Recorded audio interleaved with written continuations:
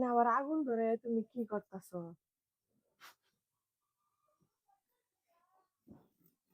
এগুলা কি সিদ্ধ করতেছো? হাইরে তোমার আজাই রাখাম। আজেরা কাম না, এটা একটা গুরুত্বপূর্ণ কাজই করতেছি। তুমি তো দেখা যায় এই কিছু কিছু ইউটিউবার আছে, তারা নিজেরা ঠিকই করে কিন্তু অন্যজনকে করতে উৎসাহ দেয় না, না করে যে এগুলা ইউটিউব দেখে দেখে আপনারা কিন্তু কৃষি কাজে আইসেন না বা কোনো কিছু করেন না, তাহলে ধরা খাবেন, লস খাবেন। আমি যে কাজটা করতেছি এটাও কিন্তু আমি ইউটিউবে দেখে দেখেই এই কাজটা করতেছি। তারা এই প্রযুক্তি আসলে চায়নারা বেশি ব্যবহার করে, আমি তাদের ভিডিওগুলো দেখেই করতেছি। তবে এক একজন এক এক মানে বস্তু মানে এই জিনিসপত্র, পুরাতন জিনিসপত্র দিয়ে করে।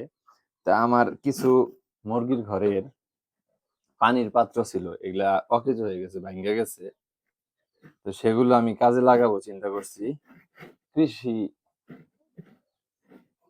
খাদে কাজে লাগাবো।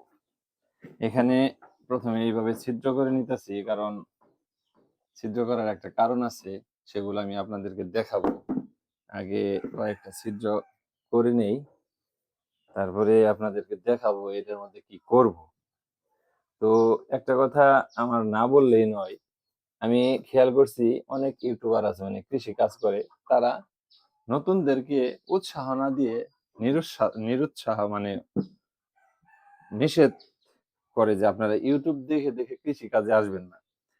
আসলে আমরা কিন্তু বিশেষ করে আমি কিন্তু ইউটিউব দেখে দেখে কৃষি কাজে অগ্রসর হয়েছি, এবং এখন পর্যন্ত যতটুকু কাজ করছি সফলতা পাইছি। তো আপনারা দেখতে থাকুন, আমি কি করব এটা দিয়ে সেটা আপনাদেরকে দেখাবো। আগে 4টা পাত্র এখানে আছে, পানির পাত্র, এগুলো আগে ছিদ্র করব। ছিদ্র করার পরে পরের ধাপে কি করব আপনাদেরকে দেখাবো। ধন্যবাদ সবাইকে, সবাই ভালো থাকবেন। আসসালামু আলাইকুম।